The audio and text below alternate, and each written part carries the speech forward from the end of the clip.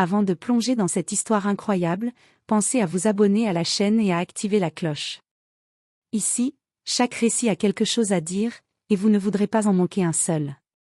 Le soleil peinait à pénétrer les vitres ternies de la chambre d'hôpital. L'air était lourd, chargé d'odeurs de désinfectants et de médicaments, et le bip régulier du moniteur cardiaque semblait marquer chaque seconde comme un compte à rebours. Sur le lit, un petit enfant gisait, son corps frêle à moitié enveloppé dans des couvertures, les traits tirés par la douleur. La tumeur qui rongeait ses organes depuis des mois avait déjà défiguré son sourire et terni la lumière dans ses yeux. Sa mère était assise à ses côtés, tenant sa main minuscule dans la sienne, comme si ce simple contact pouvait repousser la mort. Ses larmes coulaient silencieusement, et son souffle tremblait à chaque expiration. Les médecins, eux, étaient debout autour du lit, les visages graves. « Nous avons tout essayé. » dit l'un d'eux, le ton hésitant, comme si prononcer ces mots à voix haute pouvait briser un fragile espoir. La chimiothérapie, la radiothérapie, rien ne fonctionne. Un silence oppressant emplit la pièce. Puis, un léger frisson parcourut le corps de l'enfant. Les moniteurs se mirent à émettre des sons irréguliers.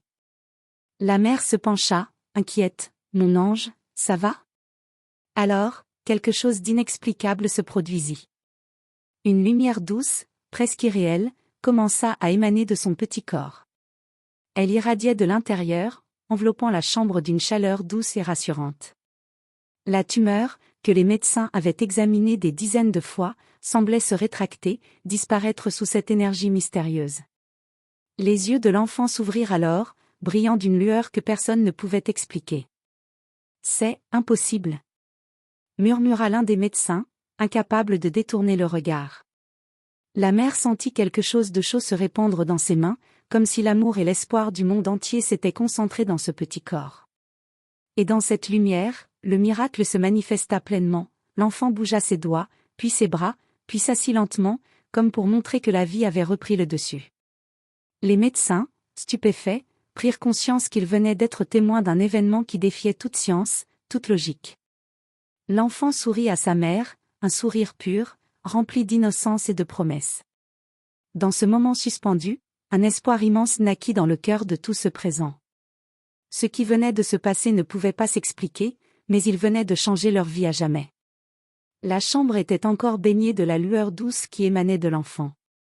Les médecins, immobiles, semblaient hésiter entre fascination et peur.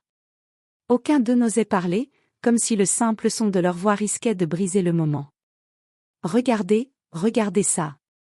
murmura la mère, tremblante, les mains crispées sur le petit poignet de son fils.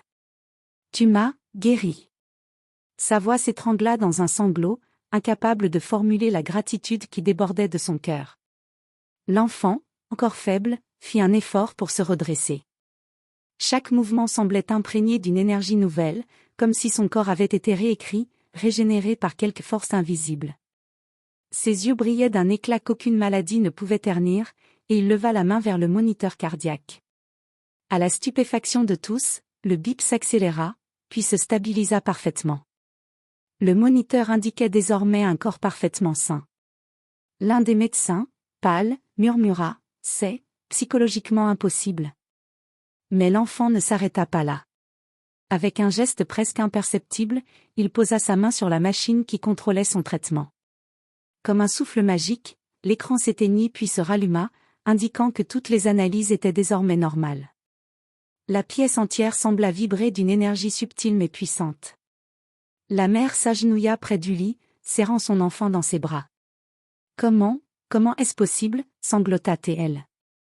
L'enfant se contenta de sourire, un sourire pur et serein, comme s'il comprenait quelque chose que personne d'autre ne pouvait saisir. Les médecins, eux, se retirèrent dans un coin, murmurant entre eux. Certains prenaient des notes frénétiquement, d'autres se frottaient les yeux pour être sûrs de ne pas rêver. Mais une question planait dans l'air, lourde et silencieuse, cet enfant venait-il vraiment de défier la mort, ou d'ouvrir la porte à quelque chose de plus grand encore ? Pendant ce temps, dans le cœur de l'enfant, un monde nouveau s'éveillait. Il sentait cette énergie circuler dans son corps, le remplir d'une force qu'il ne connaissait pas. Et, pour la première fois depuis des mois, il éprouva la joie pure de courir sur le sol, de sentir ses jambes fortes et vivantes. Ce fut le début d'une nouvelle vie. Une vie où la maladie n'avait plus de pouvoir, où l'impossible devenait possible, et où le mystère qui l'entourait n'allait faire que commencer. Les jours suivants, l'enfant ne cessa de surprendre tout le monde. Il retrouvait une énergie que personne n'avait vue depuis des années dans cette chambre d'hôpital. Chaque mouvement semblait chargé d'une vitalité nouvelle, chaque regard portait une clarté étrange, presque surnaturelle. La mère, encore incrédule, observait son fils sauter sur le lit, courir d'un bout à l'autre de la chambre et rire pour la première fois depuis des mois. Mais elle sentit que ce sourire n'était pas seulement celui d'un enfant guéri. Il y avait quelque chose de plus, quelque chose de puissant. Un matin, alors que les médecins examinaient encore les résultats de ces analyses, un petit miracle se produisit. Le vase posé sur la table tomba accidentellement par terre, se brisant en 1000 morceaux. L'enfant, sans toucher au débris, leva simplement sa main, et les morceaux se levèrent lentement, comme flottant dans l'air, pour se recomposer et revenir sur la table intacte. La mère poussa un cri étouffé. Mais, comment? Un médecin s'efforça de rester calme, mais sa voix tremblait. C'est impossible, nous devons avertir le directeur, peut-être même la recherche médicale. Pour l'enfant, c'était naturel. Il ne savait pas encore pourquoi il pouvait faire cela, mais une sensation chaude et lumineuse parcourait son corps à chaque geste. Il comprit que ce pouvoir n'était pas limité aux objets. Lorsqu'il posa sa main sur un jouet endommagé, celui-ci reprit sa forme originale.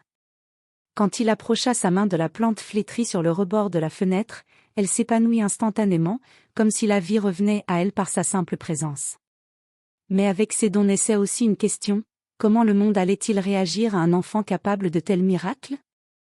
Les rumeurs commencèrent à circuler dans l'hôpital. Certains parlaient de « phénomène inexplicable », d'autres murmuraient le mot interdit, « miracle ». L'enfant, lui, commençait à ressentir un mélange étrange, la joie de pouvoir aider, mais aussi la peur de ce que cette puissance pourrait attirer. Il savait instinctivement qu'il devait être prudent, car certaines forces dans le monde ne regarderaient pas son don avec bonté. Et ainsi, ce qui avait commencé comme une guérison miraculeuse se transformait en quelque chose de bien plus grand. L'enfant venait de franchir la frontière entre le possible et l'inimaginable, et sa vie, ainsi que celle de sa mère, ne serait plus jamais la même. Les jours passèrent, et le petit garçon continuait à surprendre tout le monde. Sa guérison miraculeuse avait fait le tour de l'hôpital, et bientôt, des visiteurs vinrent l'observer à distance, certains sceptiques, d'autres émerveillés. Mais l'enfant ne cherchait pas la gloire, il voulait comprendre ce qui lui arrivait, et surtout, aider. Un matin, alors que la pluie frappait doucement les vitres de la chambre, un vieil homme fut conduit dans l'hôpital. Sa respiration était faible, ses mains tremblaient, et les médecins secouaient la tête, il ne leur restait plus d'espoir. La mère du garçon le regarda avec appréhension. « Tu penses » murmura-t-elle. L'enfant hocha la tête, déterminé. S'approchant du lit du vieil homme, il posa délicatement sa main sur sa poitrine.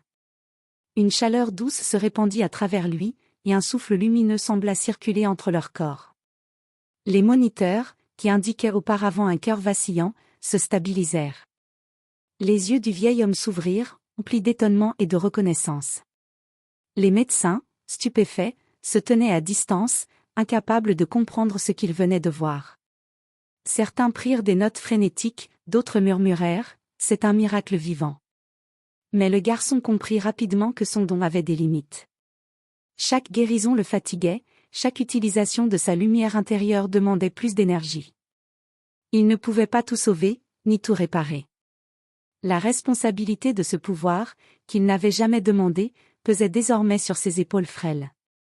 Alors que la nouvelle de ses capacités se répandait hors de l'hôpital, des regards inattendus commencèrent à se poser sur lui, journalistes, scientifiques, et même certaines personnes aux intentions plus sombres.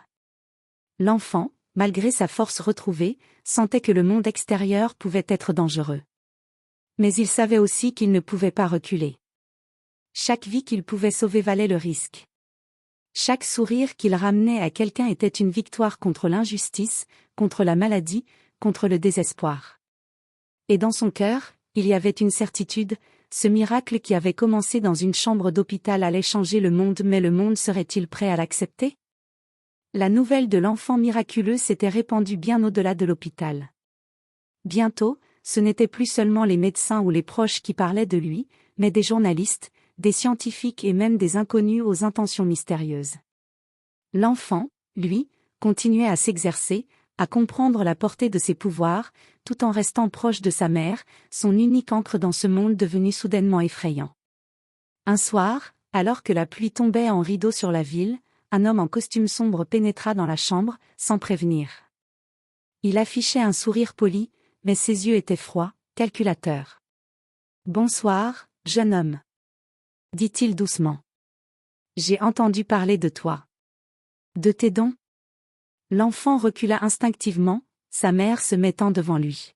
« Qui êtes-vous » demanda-t-elle, la voix tremblante.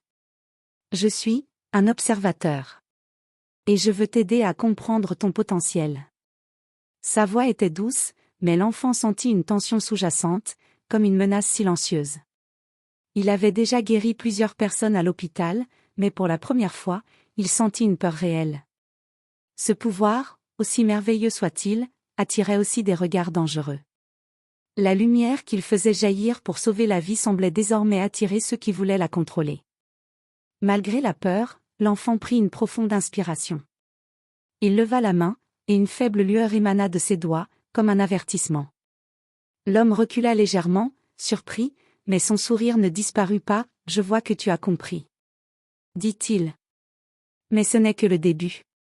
Ton pouvoir pourrait changer le monde, ou le détruire si mal utilisé. » La mère serra son fils contre elle.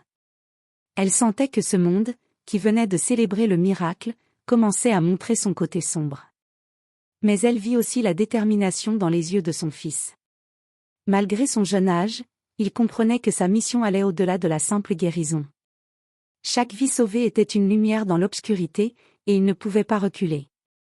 Alors que l'homme quittait la chambre, promettant de revenir avec plus de réponses, l'enfant sentit que quelque chose de plus grand l'attendait. Un défi qu'il n'avait encore jamais affronté. Et dans ce frisson de peur et de courage, il comprit une chose essentielle, la vraie bataille pour son don venait à peine de commencer. La ville semblait soudain plus grande et plus menaçante pour l'enfant. Chaque personne qu'il croisait portait un regard différent, certains d'admiration, d'autres de curiosité froide, et certains, d'une inquiétante convoitise. Le monde extérieur, qu'il avait jusque-là connu seulement à travers les fenêtres de l'hôpital, lui révélait maintenant son côté sombre. Un matin, alors qu'il se promenait dans le parc avec sa mère, un petit attroupement attira leur attention. 3 hommes, en costume sombre, l'observaient à distance, parlant à voix basse. La mère sentit un frisson la parcourir. « Jackie, reste près de moi, d'accord » murmura-t-elle. L'enfant hocha la tête, mais dans ses yeux brillait déjà cette détermination que rien ne pouvait éteindre. L'un des hommes fit un pas en avant, et soudain, un chien blessé surgit sur le chemin, hurlant de douleur.